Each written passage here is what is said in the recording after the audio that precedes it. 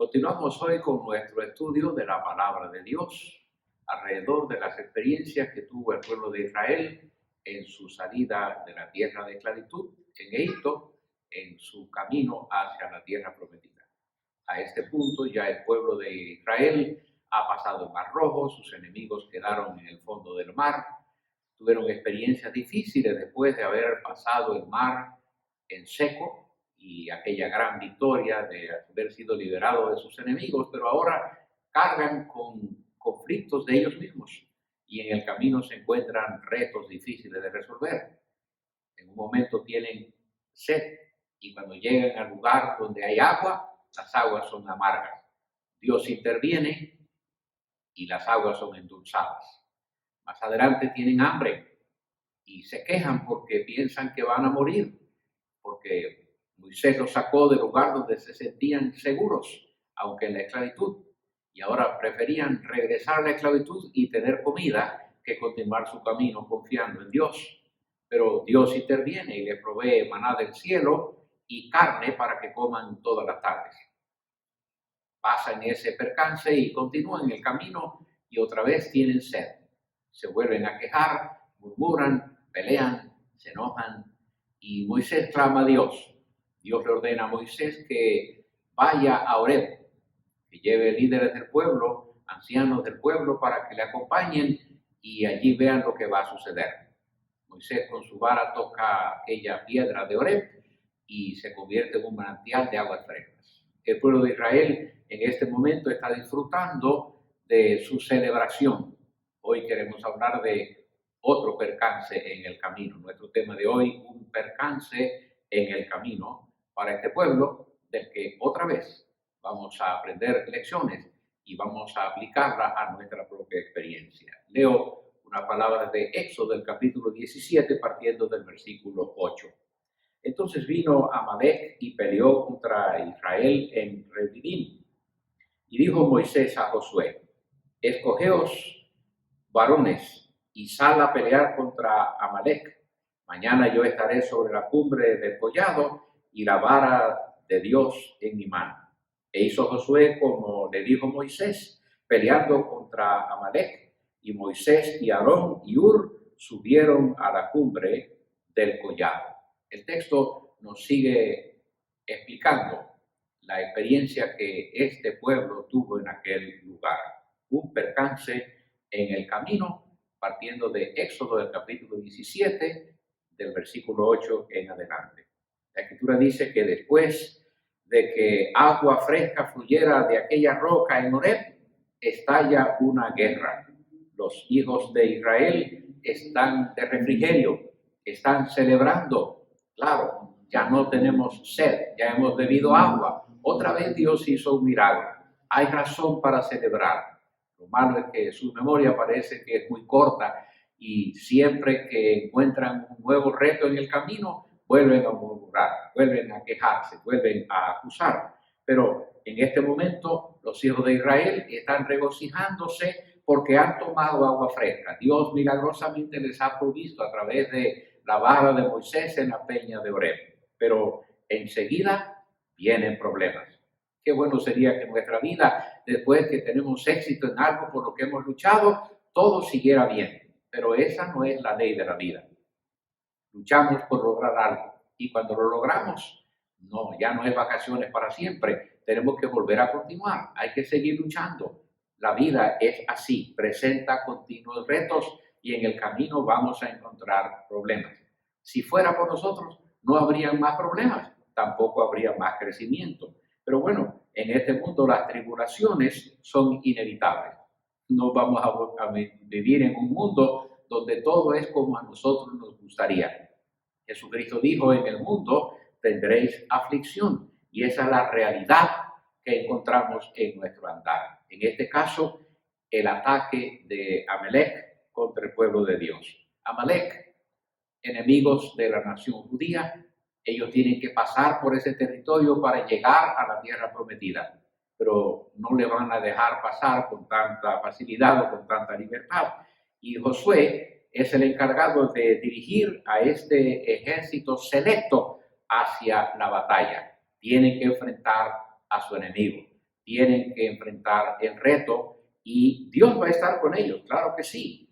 Pero Moisés le da instrucciones a Josué diciéndole, hazte tu cargo de dirigir al ejército y de pelear la batalla, en tanto que Moisés, Aarón y Hur supervisan la batalla desde una montaña. Esa historia, ¿qué tiene que ver con la batalla con la que pelean nuestras iglesias? ¿Qué tiene que ver esa batalla con nuestra iglesia? Bueno, esta batalla es representativa de mucho de lo que vivimos en la experiencia cristiana en el medio en el que nosotros vivimos. Estamos en medio de una batalla, diría el versículo 10 del 17 de Éxodo. Dice el texto, e hizo Josué como le dijo Moisés, peleando contra Amalec, y Moisés y Aarón y Hur subieron a la cumbre del collado. Interesante que el texto nos da ese detalle.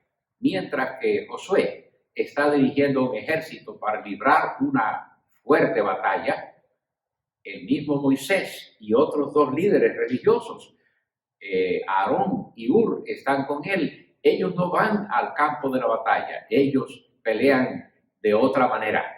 Están librando otra parte de la batalla que posiblemente los soldados de Josué y Josué no puedan entender del todo. Pero encontramos eso, que las fuerzas del mal están en guerra contra nosotros. Las fuerzas del mal, sí, tenemos enemigos visibles y tenemos enemigos no visibles.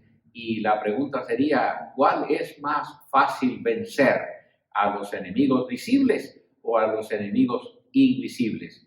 Esta batalla que hay que librar en el caso de Moisés y Josué y sus compañeros es una batalla que tenía dos frentes. El frente del mundo de la vida cotidiana, el ejército enemigo de Amalek, y por otro lado una guerra espiritual que también se tenía que librar.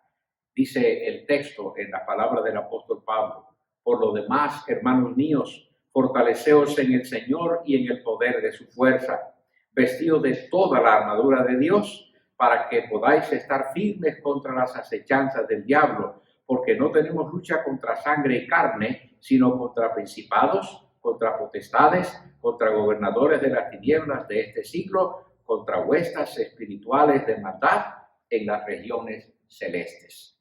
La iglesia tiene que enfrentar también un ejército muy fuerte, invisible, pero que en realidad es nuestro peor enemigo. Y muchas veces nos ponemos a pelear con la gente y peleamos con los gobernantes y peleamos con cuestiones de las circunstancias físicas y no nos damos cuenta de que nuestra lucha no es contra humanos, no es contra gobiernos, no es contra la sociedad. En realidad nuestra lucha tiene un carácter espiritual que tenemos que considerar. Quisiera hablar un poquito sobre algunas ideas equivocadas sobre la labor de la iglesia.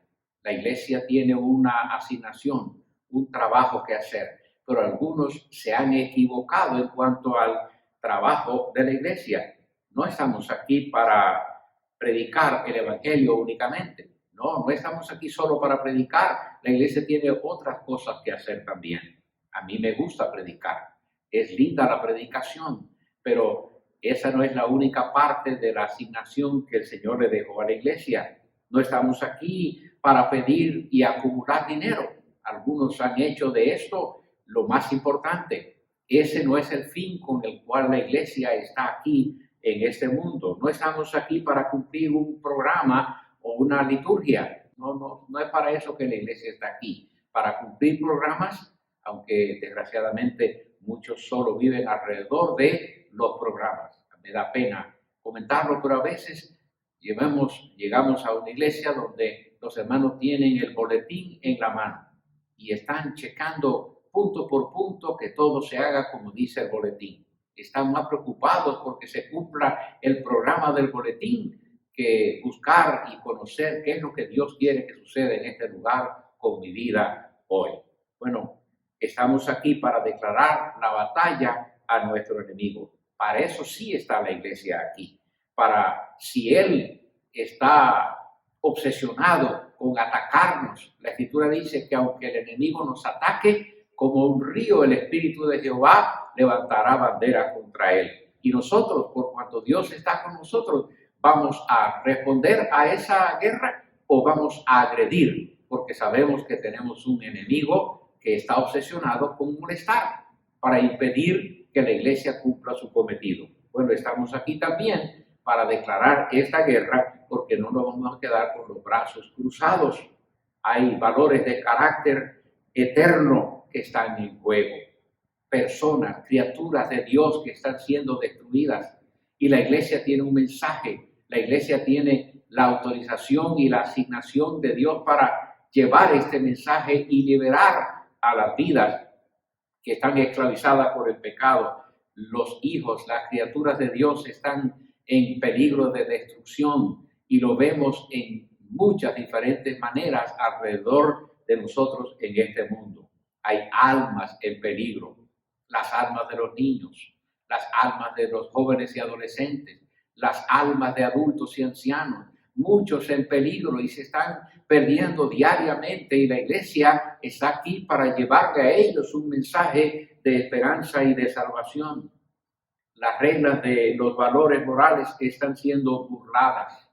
Es terrible cuando observamos cómo la revolución sexual está destruyendo los valores de la familia, los valores de la creación de Dios en la vida de cada persona. El enemigo está destruyendo a nuestra sociedad a través de una revolución sexual. Yo me acuerdo cuando antes habían dos géneros, hombre y mujer. Pero ya después se redefinieron las cosas y están varón y hembra y homosexuales, y varón y hembra y homosexuales y lesbianas, y siguen añadiéndose nombres, y la pregunta es, ¿y cuándo vamos a terminar? Estamos llegando a un momento donde ya algunos seres humanos se han casado con animales, seres racionales creados por Dios, uniéndose en matrimonio con seres irracionales que fueron creados por Dios en otra especie. Desgraciadamente, esos valores morales están siendo burlados continuamente y la iglesia tiene una tarea. Tenemos que sonar la trompeta y hacer que se escuche la alarma. El hombre se está perdiendo, dice el libro de Romanos, el apóstol Pablo escribe y dice que hemos dejado de respetar y honrar a Dios dándole culto y haciéndole culto a las cosas creadas. Los fundamentos de decencia se están desmoronando por donde quiera.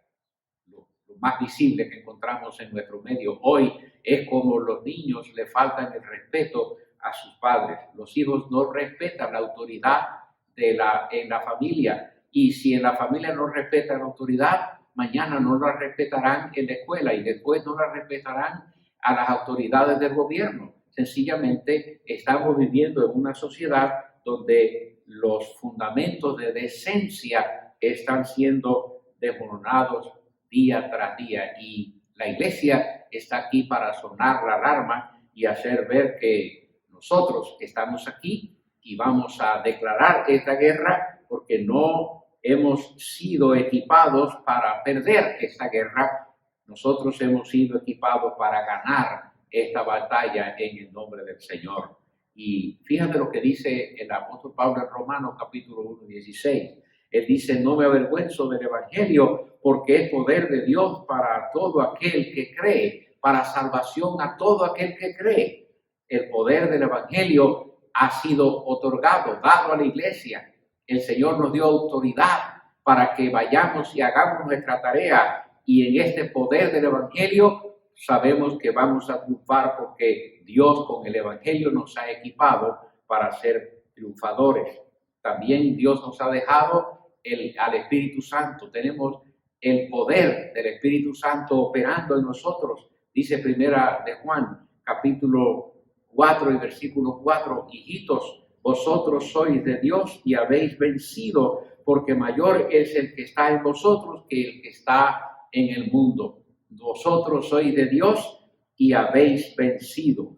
hemos sido equipados para ganar esta batalla. La armadura que nos ha provisto Dios en Efesios capítulo 6, versículos 10 a 12, dice el apóstol Pablo: por lo demás, hermanos míos, fortaleceos en el Señor y en el poder de su fuerza, vestidos de la armadura de Dios, para que podáis estar firmes contra las acechanzas del diablo, porque no tenemos lucha contra carne y sangre, sino contra principados, contra potestades, contra los gobernadores de las tinieblas de este siglo, contra huestes espirituales de maldad en las regiones celestes. Dios nos ha equipado con esta armadura de la fe, de la palabra, para que en esta relación con Dios nosotros venzamos cualquiera que sea el desafío que tengamos frente a nosotros. La victoria está asegurada para la iglesia, para ti y para mí. Nuestra victoria final está segura porque Dios nos ha equipado para que ganemos.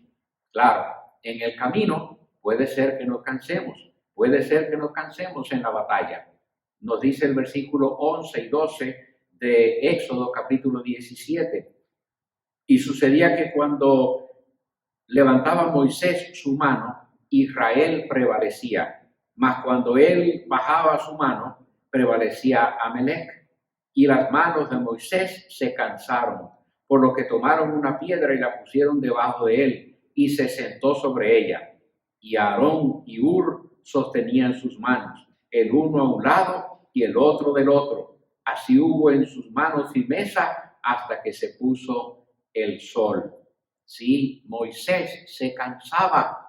Era una batalla larga, difícil, pero mientras que él mantuviera sus manos alzadas al cielo, clamando a Dios, el pueblo de Israel vencía, ganaba, tenía victorias, pero las manos de Moisés se cansaban. Puede ser que a nosotros también se nos cansen nuestras manos. Israel tiene un arma secreta contra Amalec. Moisés levanta sus manos, Israel prevalece. ¡Qué tremenda arma! Los de Amalec no podían ver a Moisés. Ellos veían a un ejército de unos judíos dirigido por Josué delante de ellos, pero el secreto que ese pueblo tenía era un hombre que intercedía por ellos allá en la montaña. Moisés levanta sus manos, Israel prevalece. Si Moisés bajaba sus manos, Amalec prevalecía. Y ese no es el propósito del pueblo de Dios en este lugar. El propósito de este pueblo es ir a la guerra y ganarla, hacerle frente a la pelea, pero vencer. Ahora, en este caso, vamos a analizarlo en lo que está viviendo la iglesia hoy. El pastor a veces también se cansa. El pastor también se cansa. La fatiga frecuentemente se asocia con el ministerio. Las personas que están envueltas en la pastoral de los seres humanos también se cansan, se agotan, se les extenúan sus fuerzas. A veces los vemos drenados, cansados, inclusive algunos de ellos ya desanimados, porque el trabajo del ministerio no es cosa fácil. La fatiga que sigue la predicación del mensaje causa un efecto en el predicador, en el mensajero. La Escritura dice que vamos llevando la semilla con lágrimas y aunque vengamos con gozo, en el proceso de llevar la semilla lloramos, porque a veces en el camino hay percances difíciles de vencer. Pero esa fatiga que sigue la predicación también tiene su recompensa. Solo que déjame advertirte, cuando un predicador entrega su mensaje a la iglesia, ha hecho una labor difícil, se ha quedado sin fuerzas. A veces la persona que lo escucha piensa, ya cumplió con su mensaje y todo está bonito. Usted no se puede imaginar la cantidad de energía que invierte un predicador en esos 30 o 45, 50 minutos de predicación ante una congregación. La fatiga resulta de las largas horas de investigar. No es que nos paramos a hablar en público y ya todo está hecho. Para podernos preparar y presentarnos ante una congregación se requieren muchas, pero muchas horas de investigación, muchas horas de oración, muchas horas de análisis personal, muchas horas de meditación continua, buscando el rostro de Dios. Y cuando al final entregamos el mensaje, cuando se entrega el mensaje, hemos terminado una tarea que tomó muchas horas antes de presentarnos al pueblo para llevar este mensaje. La fatiga también es caracterizado por los problemas espirituales. Cuando un predicador entrega su mensaje, no solamente entregó un mensaje en el sentido de la literatura, no, él también está librando una pelea espiritual. Quiero que sepas que el diablo, Satanás, no quiere que el predicador llegue con su mensaje donde su mensaje debe llegar.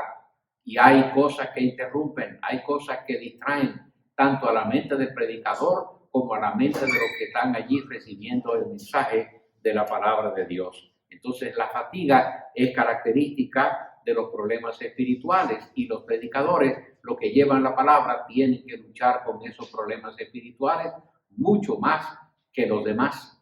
Quiero que sepas que a veces cuando tu pastor, cuando tu consejero espiritual, tu líder espiritual, tu maestro de escuela dominical o el que te enseña la palabra, cuando ellos invierten tiempo contigo, conversando, tratando de ayudarte con alguna lucha que tú tienes, ellos terminan drenados, cansados, y tú dirías, ¿pero por qué? Bueno, para empezar, déjame decirte que ellos pueden sentir tu carga, ellos sienten tu queja y tu dolor, y eso también tiene un efecto en la vida de ellos. La pregunta es, ¿qué podemos hacer para vencer en el día malo?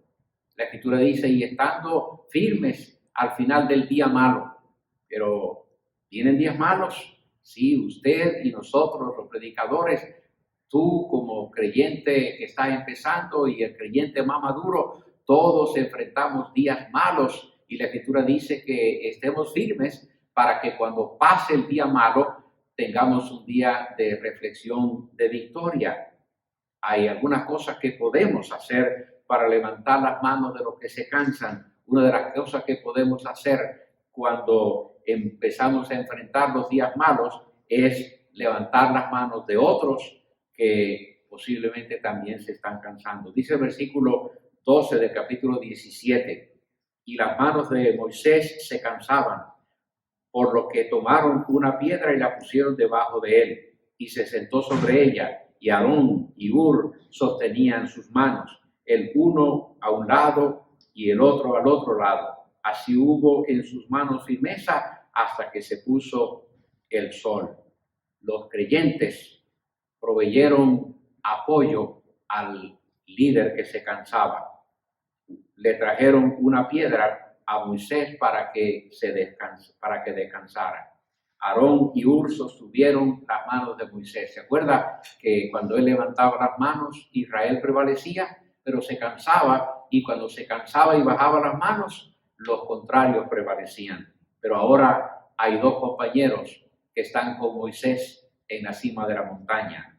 Aarón y Hur pueden sostener en alto las manos de Moisés.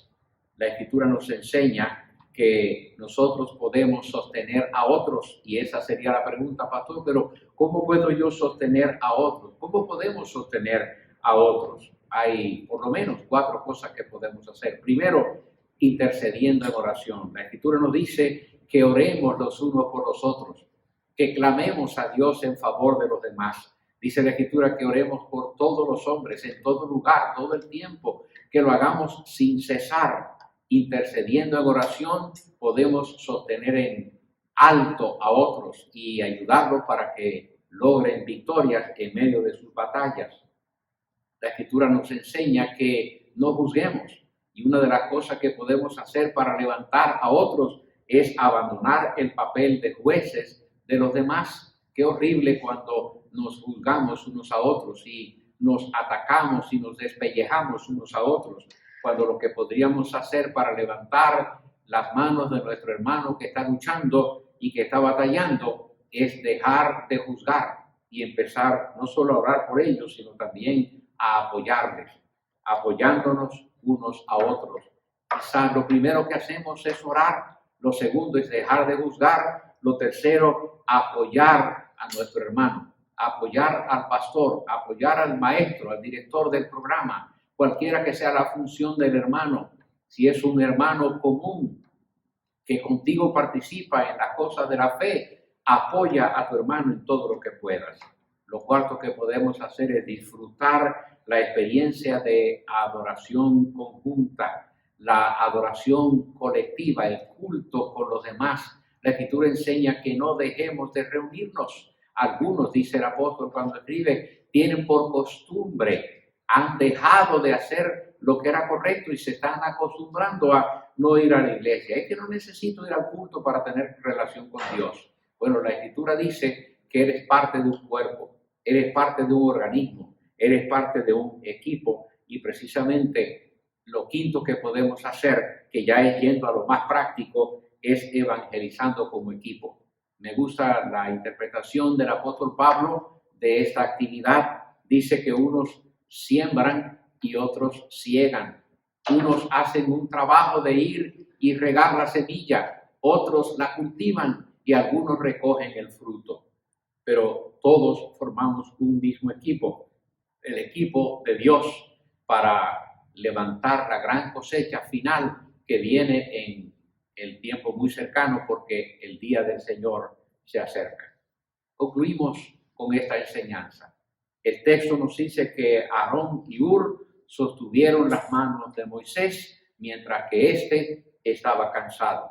La Escritura nos enseña que Israel logró la victoria porque las manos de Moisés pudieron sostenerse en alto, no porque él tuviera la fuerza en sí mismo para mantenerlas en alto, sino porque tenía un par de compañeros que sostenían sus manos, y aunque él se cansaba, sus manos seguían en alto. Nosotros todos podemos trabajar en sostener, alzando las manos de otros. Trabajemos entonces todos en sostener alzadas las manos de otros. Esta enseñanza que encontramos en el libro de Éxodo, en el capítulo 17, versículo 8 hasta el final del capítulo, esta enseñanza nos va a impactar porque nos va a ayudar a ver que podemos nosotros todos unirnos para vencer contra toda acechanza del maligno contra la iglesia.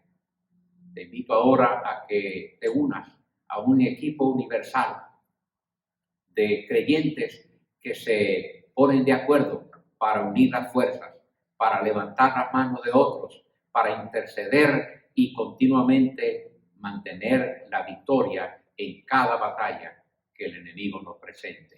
Sí tenemos un enemigo obsesionado con ganar, pero tenemos una iglesia equipada para vencer con todos los recursos de Dios. Que Dios te bendiga.